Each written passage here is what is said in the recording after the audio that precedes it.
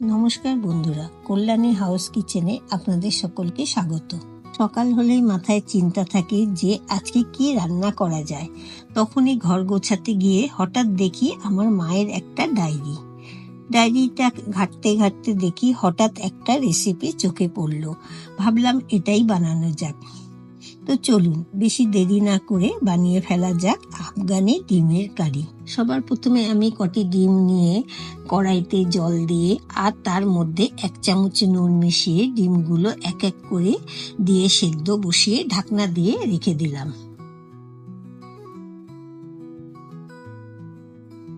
5-10 minute অপেক্ষা করে ঢাকনা সরিয়ে সেদ্ধ করা ডিমগুলো তুলে নিচ্ছি।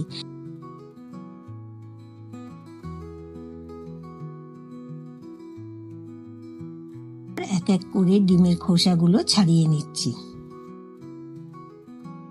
এরপর সেদ্ধ করা ডিমগুলো একটু চিড়ে নিচ্ছি যাতে ভাজার মশলাগুলো ভালো মতন ডিমের মধ্যে মিশে যায়। সবকটা ডিম চিড়ে নেওয়ার পরে একটি কড়াই ইন্ডাকশনে বসিয়ে তেল দিয়ে গরম হতে দিয়ে নিচ্ছি আর তার মধ্যে ছোট চামচের 1 চামচ হলুদ গুঁড়ো দিয়ে তেলের সাথে মিশিয়ে এক এক করে ডিমগুলো ছেড়ে ভেজে নিচ্ছি।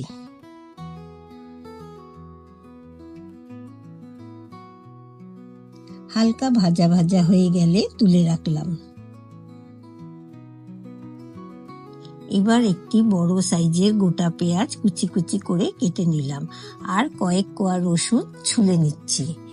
আর এই দেখুন আমার গো ব্যাগে গড়ে ওঠা টাটকা কচি ধনেপাতা ছিঁড়ে তুলে নিলাম, একটু পরিষ্কার জলে ধুয়ে নিচ্ছি। আর এর মধ্যে নিয়ে নিচ্ছি আমার নিজস্ব গাছের গড়ে ওঠা কাঁচা লঙ্কা। ধনেপাতা আর লঙ্কাগুলো একটু জলে ভিজিয়ে রাখলাম। এবার কড়াইতে তেল দিয়ে কুচনো পেঁয়াজগুলো তেলে দিয়ে নিচ্ছি আর তার মধ্যে রসুন ছুলে রাখা হয়েছিল সেইগুলো দিয়ে দিলাম। সঙ্গে কটি আমন্ড কাজু বাদাম দিয়ে দিলাম আর এর সাথে আমার গাছের কটি কাঁচা লঙ্কাও দিয়ে দিচ্ছি।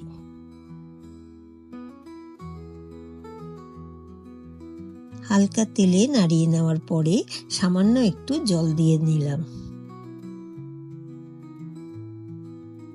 সম্পূর্ণটা ভাজা হয়ে গেলে ডিরেক্ট মিক্সির বাটিতে তুলে তার মধ্যে 1 মুঠ ধনেপাতা দিয়ে একটি ফাইন পেস্ট বানিয়ে নিলাম। এরপর কড়াইতে তেল দিয়ে ওর মধ্যে কটি দারচিনি আর কটি গোলমরিচ দিয়ে নাড়িয়ে নিচ্ছি। এবার ওই তেলেই মিক্সিতে করা পেস্টটি ঢেলে ভালো মতন নাড়িয়ে রেগুলারের মশলা যেমন হলুদ গুঁড়ো, লঙ্কা গুঁড়ো, জিরে গুঁড়ো, ধনে গুঁড়ো আর স্বাদ মতো নুন দিয়ে ভালো করে কষিয়ে নিলাম।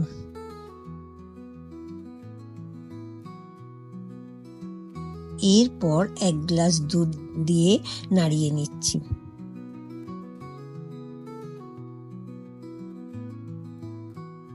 মশলাটি ভালো মতন ফুটে গেলেই ভেজে রাখা ডিমগুলো দিয়ে দিলাম আর কিছুক্ষণের জন্য ঢাকনা দিয়ে রেখে দিচ্ছি। 5 মিনিট পর ঢাকনাটি সরিয়ে যখন দেখলাম তেলটি ভেসে উঠছে, ব্যাস ইন্ডাকশনটি বন্ধ করে ডিমগুলো এক এক করে বাটিতে তুলে রাখলাম।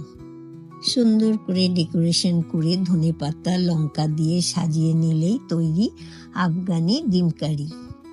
ভিডিওটি ভালো লেগে থাকলে অবশ্যই লাইক, কমেন্ট আর শেয়ার করে দেবেন আর আমার চ্যানেলটি সাবস্ক্রাইব করতে ভুলবেন না।